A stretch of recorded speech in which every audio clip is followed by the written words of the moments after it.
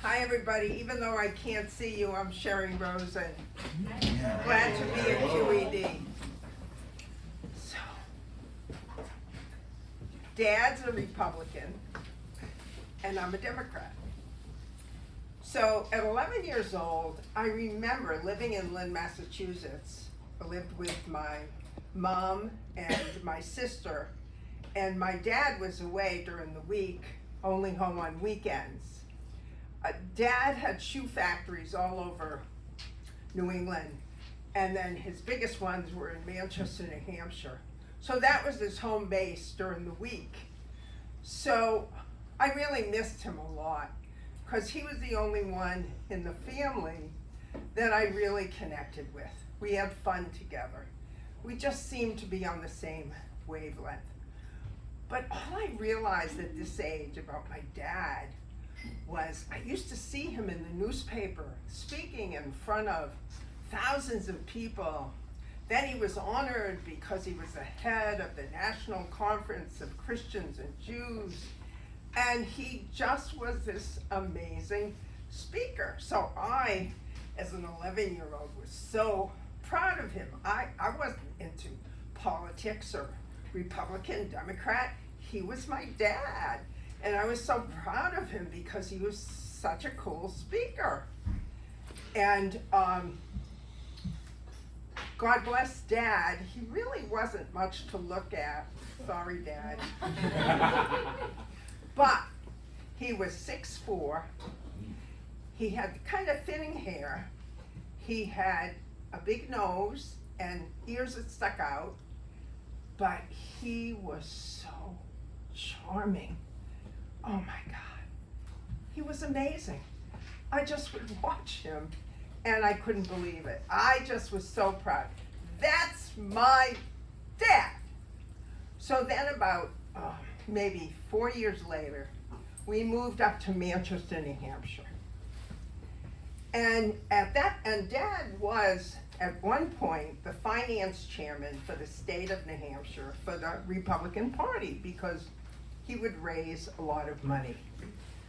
This time when I came up, Ronald Reagan was running, and Dad was asked to be the national Republican finance chairman for the state of New Hampshire for Ronald Reagan. So he needed help in the office. So again, as a young kid, I wasn't sophisticated in politics or anything. It was my dad. I just wanted to be around Dad. I wanted to see him and how he operated. And sure enough, I mean, he just could turn a no into a yes. He would charm people. I never heard him swear. I never heard him disrespect anybody. He was amazing. And what I learned from that is I'll never be a Republican. I knew I was a Democrat in my heart and didn't know much, but I knew that at that time. And just politics did not interest me. It scared me, actually. So flash forward, many years later, one divorce, and I was with my new love, Michael, and we were living in downtown Brooklyn. We merged families, 2 boys each, raising 4 boys. And that was a feat. And Mom called and said, do you and Michael want to meet us in Atlantic City for gambling? Sure. Of course, Michael and I were not gamblers, but we just had to get away from the kids and just have some fun. So we went to Atlantic City, and Michael and I went on the slots, and then we took off. You could never make money on Michael and I in Atlantic City.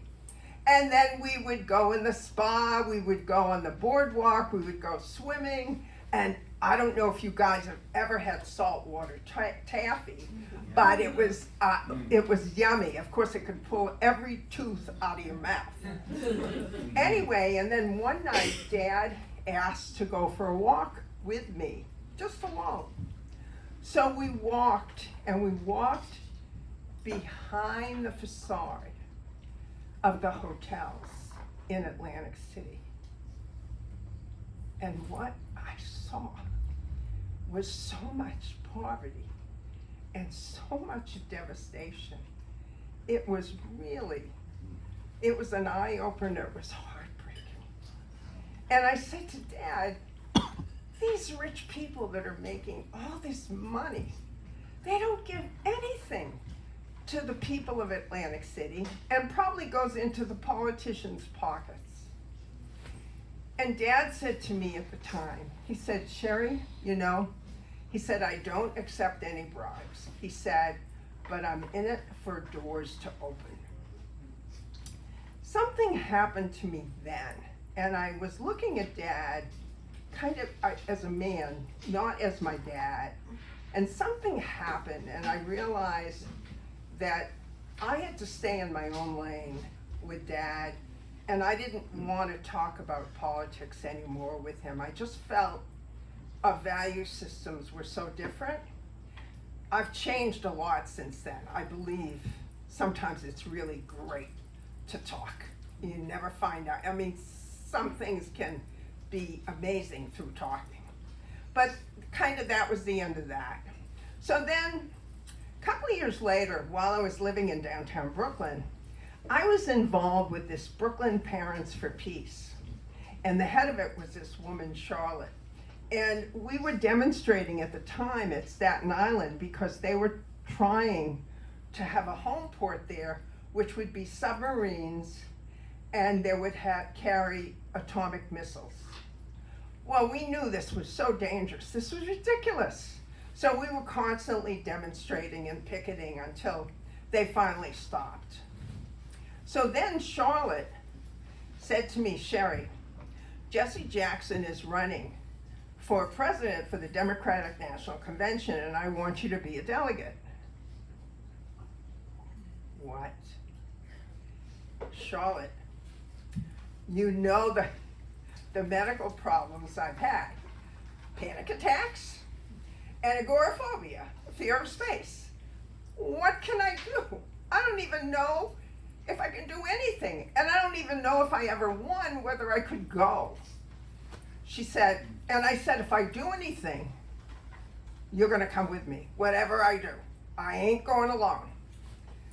There was something about Charlotte that just gave me the courage and the strength. Even with the medical stuff that I was dealing with, I wanted to do it. I yearned to do it. She said, I want you to do two things. I want you to go into the housing project in Red Hook and give a talk to the tenants. And then on another time, we're gonna go over to the housing project, knock on doors to see if they'll vote for Jesse Jackson. Oh my God. If this ain't gonna give me a panic attack, nothing will. Jesus. So, Charlotte went with me. I gave a talk to the residents, and they liked it. I was really surprised. And they asked some really great questions, and they seemed to enjoy the talk. And then a couple of weeks later, Charlotte said, we're gonna go knock on doors. Okay. We go into the housing project, and she said, when you knock on the door, you stand to the side. Why? She said, a lot of these people are poor. They rent out their apartments during the day to drug dealers. So you never know when you knock on the door whether you're gonna get a gun or what you're gonna get. Oh my God, if this didn't give me a panic attack, nothing will. So we did it, and I did it. Damn it, I did it. And then we went home. And so another safe place, so Michael and I went to one of my favorite places in the United States, is Big Sur. That's a safe place for me. So we went for a couple of days. And while I was away, I called my voicemail. I won as the delegate. I could not believe it. What did I do? I hardly did anything, and I won. So when I came home, Charlotte threw a party for everybody that ran. And one of the women came over to me and said, Sherri, you should run for mayor. She said, I want to make this a lifelong career. She said, but I see what's happened with you. You should go into politics. No way. I was at Borough Hall. I was sitting in on those meetings. I saw and I heard the BS that goes on, both sides of their mouth. Not for me. Not for me. Anyway, I couldn't go to the convention. It was too much. And hopefully, I don't remember, but hopefully I'm hoping that that woman that worked so hard, she went in my place. So then, a couple of weeks later, Charlotte asked me, she said, the seat for Assemblywoman has opened in our district and I want you to run. Yeah. Charlotte, I love you. I love you so much for thinking so highly of me in politics, but I don't belong, I swear to you. I've done so many projects creatively, performing, storytelling. I know where my power is supposed to go. My power's not going in politics.